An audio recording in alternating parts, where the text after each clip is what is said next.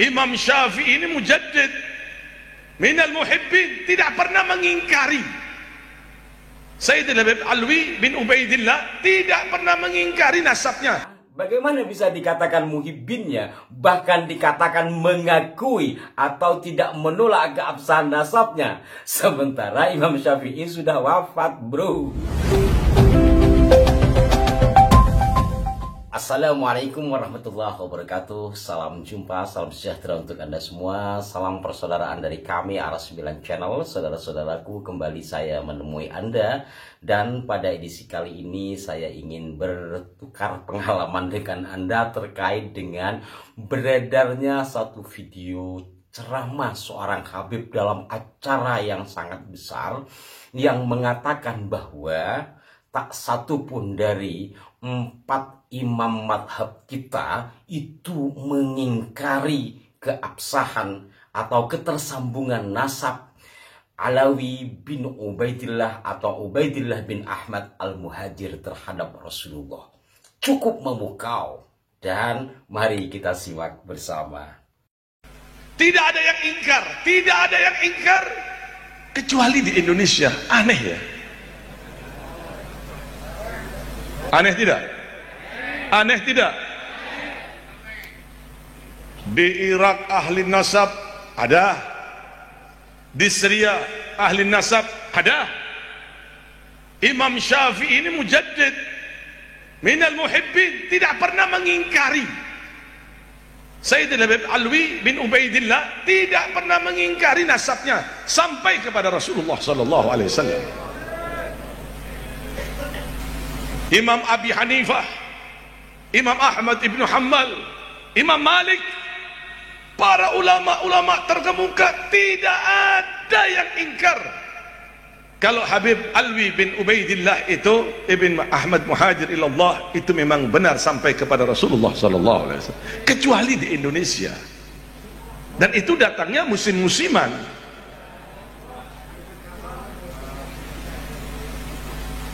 Saya tanya kepada teman-teman, semuanya betul.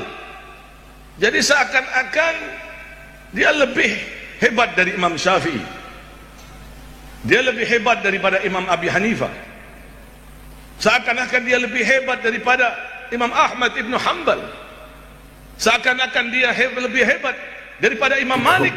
Bagaimana menurut Anda, sahabat-sahabatku sekalian, dari ceramah ini ya? Nggak usah panjang-panjang. Pada intinya bahwa 4 mujtahid mutlak. Saya ambil contoh Imam Syafi'i karena secara umum masyarakat Islam di Nusantara menggunakan madhab Syafi'i. Atau kita ulas deh dalam kitab ini ya, yang diterbitkan oleh PBNU. Antara lain kita melihat Imam Abu Hanifah atau Imam Hanafi, beliau lahir pada tahun 80 Hijriah, wafat pada tahun 150 Hijriah. Kemudian Imam Malik, beliau lahir pada tahun 93 Hijriah atau Masehinya 711 ya, wafat pada tahun 179 Hijriah atau 795 Masehi. Nah, Imam Syafi'i, beliau lahir pada tahun 150 Hijriah dan wafat pada Rajab 204 Hijriah. Artinya Imam Syafi'i masa hidupnya ada di antara pertengahan abad kedua hingga awal abad ke-3 Hijriah. Kemudian Imam Ibnu Hanbal atau Imam Hambali, beliau lahir pada bulan Rabiul Awal 164 Hijriah dan beliau wafat pada tahun 241 Hijriah. Nah, sementara tokoh yang disebut sebagai Ubaidillah, yang kita tahu berawal dari kata Ubaid menjadi Abdullah lalu Ubaidillah, sangat masyhur. Akhirnya beliau diketahui wafat pada tahun 383 Hijriah. Seperti juga tertera dalam buku ini, buku terjemahan dari Syarhul Ainiyah, tulisan Habib Ahmad bin Zain Al-Habsyi. Ini saya dulu mendapatkan dari seorang muhibbin ya. Di sini juga dijelaskan bahwa Imam Ubaidillah itu wafat pada sekitar tahun 383 Hijriah, artinya akhir abad keempat Hijriah. Dari sini kita bisa menilai dari isi ceramah seorang Habib tadi. Kita coba fokus ke Imam Syafi'i aja biar mudah ya. Imam Syafi'i itu lahir pada tahun 150 Hijriah dan wafat 204 Hijriah. Jadi kalau dari tahun kewafatan beliau awal abad ketiga Hijriah menuju akhir abad ke-4 Hijriah, bagaimana Imam Syafi'i dikatakan tadi minal muhibbin, bagian dari muhibbinnya Imam Ubaidillah atau anaknya itu Imam Alwi bin Ubaidillah, bagaimana bisa dikatakan muhibbinnya, bahkan dikatakan mengakui atau tidak menolak keabsahan nasabnya, sementara Imam Syafi'i sudah wafat, bro.